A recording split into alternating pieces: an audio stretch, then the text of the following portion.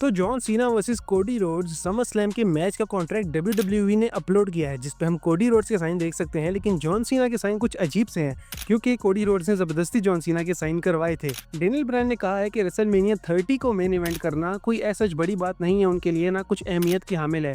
उन्होंने कहा है कि मेरी वाइफ को इजाज़त नहीं मिली थी रिंग में आने की, तो इसलिए वो मोमेंट मेरे लिए स्पेशल नहीं है। तो डेनियल ब्रायन ने रेसलमेनिया 30 को बिल्कुल ही राइट ऑफ कर दिया है कि उनके लिए वो अहमियत ही नहीं रखता। ब्रॉक लेसनर की कुछ फोटोज सोशल मीडिया पर आ रही हैं जिसमें वो काफ़ी फिट लग रहे हैं और काफ़ी मेंटेन लग रहे हैं, अपनी बॉडी उन्होंने तैयार कर रखी है और फैंस यही स्पेकुलेट कर रहे हैं कि शायद वो समर स्लैम पर रिटर्न करने जा रहे हैं, काफ़ी अच्छी शेप में लग रहे हैं और वापस आ सकते हैं।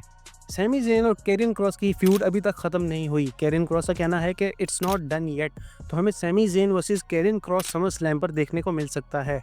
ड्रू मैकिंटायर ने कहा है कि उनकी ट्वीट रेसलमेनिया 40 पे बोर्ड एट वर्क वो कोई प्लान नहीं था, वो एट द मोमेंट उनके जहन में आइडिया आया था और उन्होंने फ़ोन लिया और ट्वीट कर दिया। उन्होंने कहा उन्हें खुद भी नहीं पता था कि वो कुछ ऐसा करने जाएंगे मैच में। और पॉल हेमन ने रोमन रेंस की चैलेंज पे ये कहा है कि welcome to my island of relevancy right over the bridge in New Jersey. तो इसके बारे में बात करेंगे। इसी तरह जिम रॉस जो कि अमेरिकन कमेंटेटर हैं, उन्होंने कहा है कि जब से रॉ नेटफ्लिक्स पे आई है तब से मैंने उसका एक शो भी नहीं देखा और इस पर फैंस उन्हें काफी क्रिटिसाइज कर रहे हैं। तो स्टार्ट करते हैं सबसे पहले John Cena versus Cody Rhodes summer slam match के कॉन्ट्रैक्ट के हवाले से। तो एक कॉन्ट्रैक्ट डब्ल्यूडब्ल्यूई ने अपलोड किया है, एक स्कैन्ड कॉपी इसकी जारी की है डब्ल्यूडब्ल्यूई ने और इसमें हम देख सकते हैं कि कॉन्ट्रैक्ट अगर आप पढ़ सकते हैं प्रॉपर लिखा हुआ है John Cena versus Cody Rhodes, street fight match है समर स्लैम पे और इस पे कोडी रोड्स के साइन भी हैं।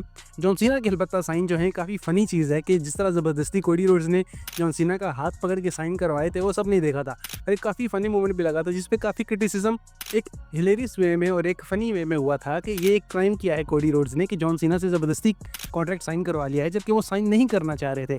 तो क्या ये डब्ल्यूडब्ल्यूई के रूल्स में है कि एक सुपरस्टार जिसने मैच नहीं करना किसी भी पीएलई पे और वो साइन नहीं करना चाह रहा तो आप उसका हाथ पकड़ के जबरदस्ती साइन नहीं करवा सकते? तो काफी मीम्स चल रही थी सोशल मीडिया पे। तो फाइनली कॉन्ट्रैक्ट भी डब्ल्यूडब्ल्यूई ने उसी सिनेरियो में, उसी केस में और उस सारे शोगल में रिलीज कर दिया कि जी काफी स्पेकुलेशंस और काफी बातें हो रही हैं इस कॉन्ट्रैक्ट को लेके, तो चलो कॉन्ट्रैक्ट रिलीज ही कर देते हैं ताकि फैंस देख सकें कि जॉन सीना के आखिर जबरदस्ती साइन है कैसे। तो इस कॉन्ट्रैक्ट की पिक्चर्स वायरल है सोशल मीडिया पे कल से ही और फैंस काफ़ी इसके बारे में मजाक बना रहे हैं, शोगल लगा रहे हैं और एक अच्छा कॉन्टेक्स्ट चल रहा है सोशल मीडिया पे मीम से रिलेटेड।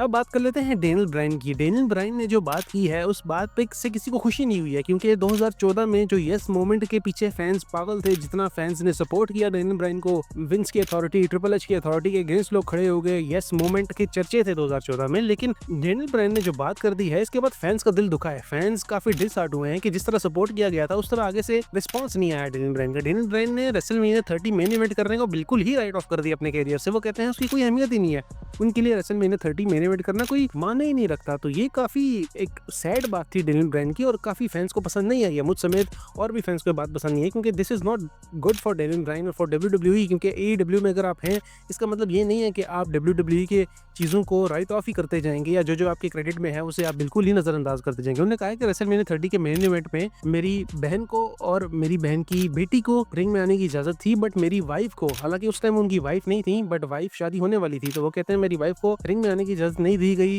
एक ये उन्होंने वजह बताई इस बात की और उन्होंने कहा कि जो फैंस को नजर आता है टीवी पे कि काफी कूल मोमेंट है और काफी एक आइकॉनिक मोमेंट हो गया किसी भी सुपरस्टार के लिए, लेकिन वो मेरे लिए नहीं था, मेरी नेक में पेन थी और ये सारी बातें उन्होंने की जस्ट बिकॉज अपने आप को कवर करने के लिए। इसकी कोई ऐसी रीजन नहीं है क्योंकि डेनियल ब्रायन रेसलमेनिया 30 जीते थे डबल चैंपियनशिप और उनके लिए कूल मोमेंट था, लेकिन उन्होंने कहा कि उनके लिए आप कोई अहमियत नहीं रखता क्योंकि आप उनके पास बस उन्होंने रीजंस देनी थी ऑब्वियसली क्योंकि एईडब्ल्यू में है तो आप वो डब्ल्यूडब्ल्यू के अगेंस्ट ही बोलेंगे। तो शायद अगर डेनियल ब्रायन के फ्यूचर में डब्ल्यूडब्ल्यू से जुड़ते हैं किसी भी वे में तो वो फिर दोबारा इस मोमेंट को रिकॉल करेंगे और बोलेंगे हाँ ये मेरे लिए काफी अच्छा मोमेंट था। तो ये सुपरस्टार्स करते हैं ऐसे और डेनियल ब्रायन ने भी इस केस में बिल्कुल ही ऐसा किया है। बात कर लेते हैं ब्रॉक लेसनर की। तो ब्रॉक लेसनर की रिसेंट कुछ फोटोज आई हैं जिनमें हम देख सकते हैं कि ब्रॉक लेसनर की बॉडी अभी भी बिल्कुल वैसी लग रही है जैसे वो छोड़ के गए थे 2 साल पहले, तो वैसी थी, बिल्कुल एकदम फिट लग रहे हैं। हाँ उनकी दाढ़ी और बाल काफी बड़े हो गए हैं, वो हम क्लियरली विजिबली देख सकते हैं, लेकिन उनकी बॉडी और वो फिट लग रहे हैं, इन शेप में लग रहे हैं जैसे फैंस कह रहे थे सोशल मीडिया पे कि Brock Lesnar is looking in good shape. तो ऑब्वियसली वो शेप में तो हैं। अब देखना ये होगा कि क्या ये शेप और ये इतने फ्रेश जो ब्रॉक लेसनर रख रहे हैं फिजिकली ये समर स्लैम के रिटर्न के लिए हैं या वो नेचुरली ही ऐसे हैं, मतलब वो अपनी लाइफ में भी ऐसी ही जिंदगी गुजारना पसंद करते हैं, जिम जाना रेगुलरली पसंद करते हैं और फिट रहना पसंद करते हैं। तो हमें देखना ये होगा। कि समर स्लैम पे ब्रॉक लेसनर वापस आते हैं कि नहीं। अगर आप लोगों ने ब्रॉक लेसनर के रिटर्न के हवाले से वीडियो देखनी है तो मेरे चैनल पे लेटेस्ट वीडियो जो है वो ब्रॉक लेसनर के रिटर्न के हवाले से, आप उसको जरूर देखिएगा और अपनी राय का भी इजहार कीजिएगा। अब बात कर लेते हैं सैमी ज़ेन और केरिन क्रॉस की। इनके हमें 2 मैचेस देखने को मिले हैं, एक नाइट ऑफ चैंपियंस पे और एक मंडे नाइट रॉ पे हमें देखने को मिला। एक सैमी ज़ेन जीते हैं, एक केरिन क्रॉस जीते हैं, तो ये राइवलरी अभी तक 1-1 ईच पे है। तो अब केरिन क्रॉस ने कहा है कि इट्स नॉट डन येट, तो इसका मतलब ये है कि हमें most probably obviously SummerSlam पे ही Sami Zayn versus Karrion Kross देखने को मिलेगा, क्योंकि 2 नाइट्स का इवेंट है और मैचेस भी 14 है ऑलमोस्ट। तो इस तरह के मैचेस, मिड कार्ड मैचेस भी डाले जाएंगे। ऑब्वियसली सैमी ज़ेन और केरिन क्रॉस मिड कार्ड तो नहीं है, एक अच्छे मेन इवेंटर्स हैं, specially Sami Zayn. Karrion Kross को तो भी आहिस्ता आहिस्ता पुश मिल रहा है, तो हमें मैच देखने को मिल सकता है समर स्लैम पे Sami Zayn versus Karrion Kross का। और डेफिनेटिव मैच होगा, ऑब्वियसली इस फ्यूड को डिसाइड करेगा कि कौन जीता है, केरिन क्रॉस या सैमी ज़ेन है। मोस्ट प्रोबेबली सैमी ज़ेन का हील टर्न भी हमें देखने को मिल सकता है, क्योंकि काफी टाइम हो गया हमने सैमी ज़ेन को हील टर्न नहीं देखा। लास्ट टाइम वो ब्लड लाइन के साथ जब थे तब उनका हील टर्न था, तो इनका मैच प्रोबेबली समर स्लैम पे हमें देखने को मिल सकता है। बात कर लेते हैं ड्रू मैकिंटायर की मशहूर ज़माना ट्वीट की, बोर्ड एट वर्क, जो रेसलमेनिया 40 पे भी की थी उन्होंने और रेसलमेनिया 41 पे भी की थी।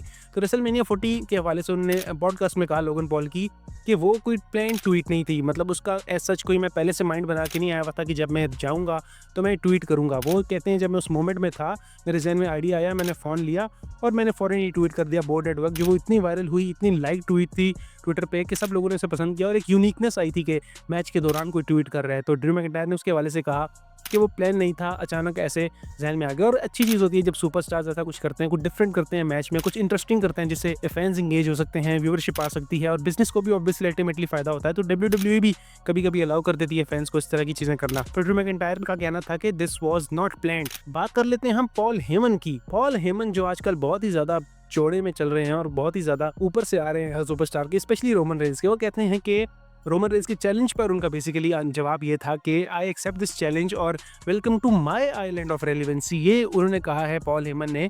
और वो कहते हैं कि welcome to my island of relevancy and right over the bridge in New Jersey we leave them both buried next to Jimmy Hoffa. तो उन्होंने कहा कि हम, और मुझे जैसे रेसलिंग में कहा जाता है, दफना देंगे, नॉट फिजिकली दफना देंगे बट उन्हें इतना हराएंगे, इतना पीट देंगे रोमन रेंस और जे उसो को कि उनको बरी कर देंगे। तो ये पॉल हेमन का कहना था।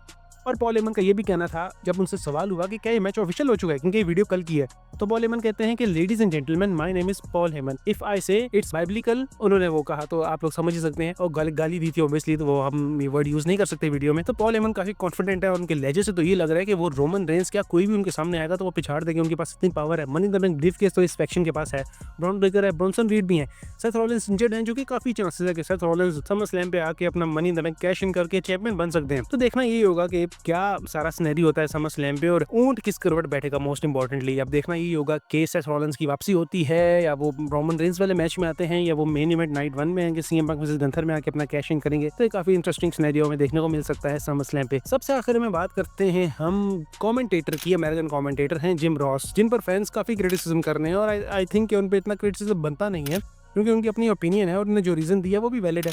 जिम रॉस का कहना है कि मैंने WWE जब से नेटफ्लिक्स पे आई है तो रॉ देखती ही नहीं है, मैंने एक भी रॉ नहीं देखी जब से वो नेटफ्लिक्स पे आई है। वो कहता है कि मैं रीड कर लेता हूँ लेकिन मैं देखता नहीं हूँ कि हो क्या रहा है, WWE की प्रोग्रामिंग कैसे चल रही है, मैचेस कैसे चल रहे हैं, कितने मैचेस होते हैं। उन्होंने कहा मुझे इस बारे में कुछ नहीं पता। वो कहते हैं हाँ स्मैकडाउन में ज़रूर देखता हूँ क्योंकि वो अभी भी USA नेटवर्क पर आ रही है तो मेरे पास उसका एक्सेस है। अब नेटफ्लिक्स पे ना देखने की उन्होंने रीज़न ये दी है कि मेरे पास नेटफ्लिक्स की सब्सक्रिप्शन नहीं है, मेरे पास नेटफ्लिक्स नहीं है, तो मैं उस झंझट में नहीं पड़ना चाहता कि मैं नेटफ्लिक्स खरीदूँ, उस पर अकाउंट बनाऊँ, फिर रॉ देखूँ। तो वो कहता है मेरे लिए जो आसानी है, केबल पे रेसलिंग आ रही है तो मैं रेसलिंग देखूंगा, मैं रेसलिंग का बहुत बड़ा फ़ैन हूँ, लेकिन अगर मुझे आसानी रेसलिंग फीड की जा रही है तो मैं वो देखूंगा बजाय इसके कि मैं नेटफ्लिक्स खरीदूँ, उस पर अकाउंट बनाऊँ फिर देखूँ। तो उनकी रीज़न भी वैलिड है। ऑब्वियसली वो एक ओल्ड एज इंसान है और वो इन तमाम झंझटों में नहीं पड़ना चाहते। उनके लिए जो आसानी होगी वो उसी तरह करेंगे, वो उनकी टीवी पे केबल पे रेसलिंग आती है वो देखते हैं। तो फैंस का बेजा क्रिटिसिज्म उन पे हो रहा है कि इसमें क्या ही मुश्किल थी कि आप नेटफ्लिक्स पे आ जाए और ये कर ले वो कर ले। काफ़ी फैंस ने बातें की हैं और फैंस भी कह रहे थे कि शायद WWE को हेट करते हैं इसलिए देखना नहीं चाह रहे, हालांकि ऐसे नहीं है। उन्होंने कहा मैं PLE देता हूँ, स्मैकडाउन देखता हूँ। तो जिम रॉस के हवाले से बात थी और ये थी आज की वीडियो और ये थी तमाम लेटेस्ट न्यूज़ जो WWE में चल रही हैं। अगर आपको आज की वीडियो पसंद आई है तो वीडियो को लाइक करें, कॉमेंट करें, अपनी राय का इजहार करें किसी भी टॉपिक से रिलेटेड और इस चैनल को ज़रूर सब्सक्राइब करें ताकि आपके लिए इसी तरह की मजीद वीडियोज़ भी लाई जा सकें इस चैनल पे।